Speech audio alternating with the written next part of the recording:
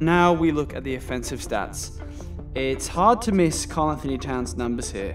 25.1 points on 54.2% field goal percentage in only his second year. Nikola Jokic, on the other hand, scores the least out of the bunch, even though he shoots a higher percentage from the field. So, I don't know, is this because he gets easy tip-ins and dunks? Is he not scoring much?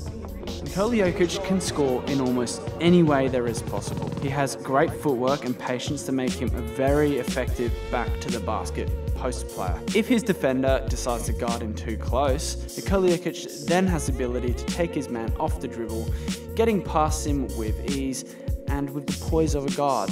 He has no trouble finishing on anyone. Nikola Jokic has extremely soft hands that allow him to hit the floater shot at a deadly rate. He holds and controls the ball literally like a water polo player. Nikola Jokic can spread the floor with his ability to shoot the ball from distance from the three-point line. One lethal weapon Nikola Jokic has is his hook shot. He can shoot this from either hand, which makes him almost unguardable at 7 feet tall. And finally, Nikola Jokic can hit that elbow jump shot at an extremely high rate from mid-range. This allows him also to be deadly on the pick and roll as he pops off and knocks those shots in.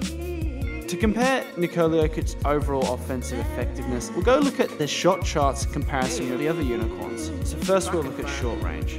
From 0 to 5 feet, all unicorns shoot at a very high rate. It's only when we look at the 5 to 9 feet range, we can see that Jokic truly excels, 61% from the field. And this is a testament to Nikola Jokic's water polo soft touch he has. And now we'll go look at mid-range. So Nikola Jokic leads in both categories here, shooting over 50% for both distances. It's crazy to think that a starting center in this league will hit 1 out of 2 shots consistently from this range. This makes Nikola Jokic obviously quite deadly. And finally, from long range, Nikola Jokic leads at 42.2% from very deep 2-point range, but it's only at 3-point range where he dips down a little bit. Porzingis and Embiid take over. However, anything over 30% for a center is still very good.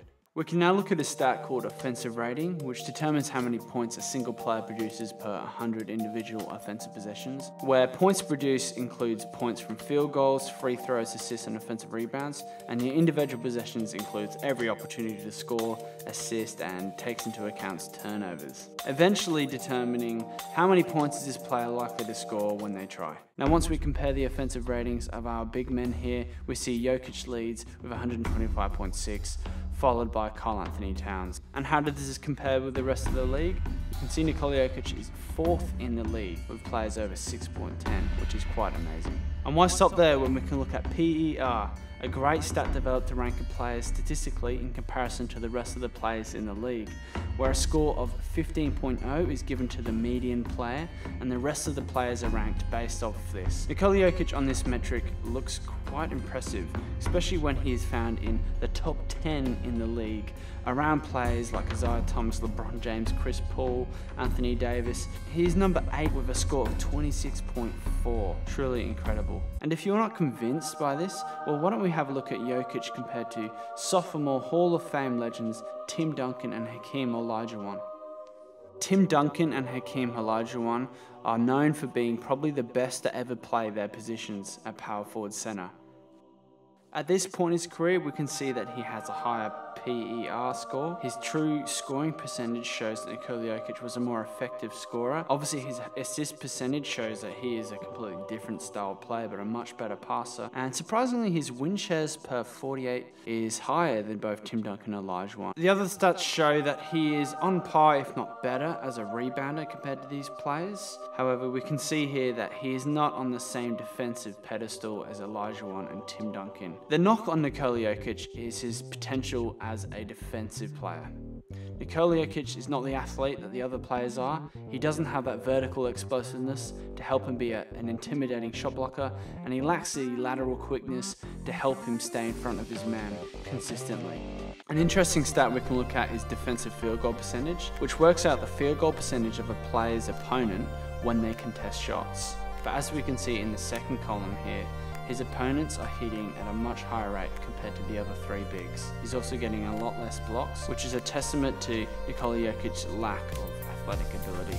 In Nikola Jokic's defense, He's not exactly a sieve on defense. Nikola Jokic is a smart player. He may not be able to block shots consistently, but he plays fundamentally decent defense. He knows how to position his body, he knows how to contest shots vertically, and he knows how to box out. Nikola Jokic also has very good hands. This helps him to be a bit of a pest when it comes to knocking balls out of the opponent's hands. These stats on the right show that Nikola Jokic is on par, if not in the upper echelon, with deflections and steals per game compared to the other players. Jokic may not be able to dunk like the other guys can, but his game is going to age much more gracefully, considering as he relies majorly on fundamentals and skills compared to the other players.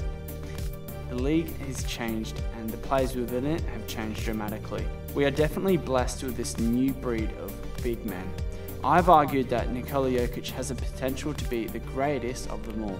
However, I have to say that all the other players do in fact have arguments for themselves, and for all we know, any of them could prove to be the best big in the league. And that's the end of this video. Thanks for watching.